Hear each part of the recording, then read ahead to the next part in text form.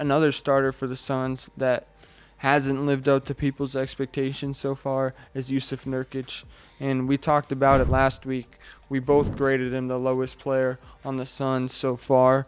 And it really has not gotten better for Jusuf. And for me personally, we can have a discussion on this.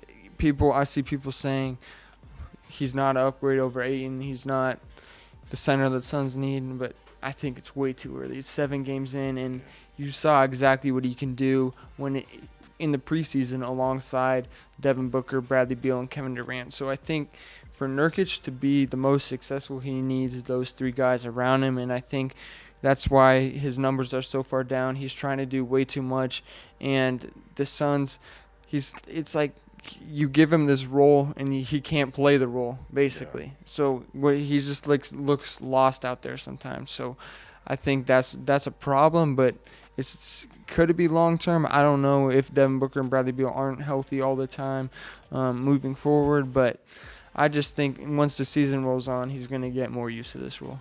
Yeah, for sure. It's too early to say that he is not the right fit. Now, I do agree that he's not an upgrade over Ayton because I think Ayton is more naturally talented than Nurkić. But like we said when we were at Media Day, you heard the word fit a lot, right? Where they were saying that this is the better fit because of the things he can do as far as maybe in a pick and roll, he's better at finding open options. We've seen that where he's gotten games where he's had, 4 or 5 assists in the game because he's better at making those decisions on the short pick and roll. So with Nurkić, I think that he has to adjust to not having those guys there, as well as being able to adjust when they come back. So once Bradley Beal and Devin Booker come back at a consistent basis, I think we'll see the best of Jusuf Nurkić then. And until then, I need the fans to chill out just a little bit, get a man a little bit of time to get used to the team. And I do understand he has to finish better, right? There's been games where you're just like, why can't he make a layup, right? Those things have to improve. I get that.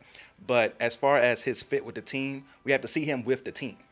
And we haven't seen him with the team yet because of the injuries to Bradley Beal and Devin Booker. So I agree that it's too early to say that it's not the right fit or he's not an upgrade.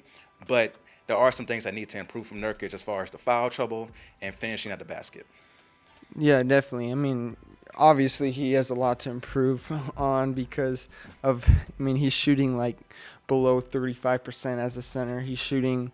You could be saying that he's shooting way too many threes as well. You talked about his finishing, but yeah, he's shooting a lot of threes.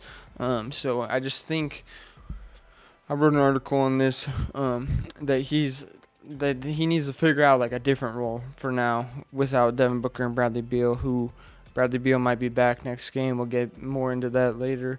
But yeah, I mean, Jusuf, it's just really tough when he doesn't have those 3 out there because, he even talked about it after last game and in the preseason, just how much fun it is when he plays with those guys. And then right now he's just trying to figure it out. So that's going to be an ongoing situation, and we'll see how Jusuf does. I think once those 3 guys are on the court, Booker, Beal, and Durant, that we're going to see more good games and bad games for Nurkić, not like we're seeing right now from him.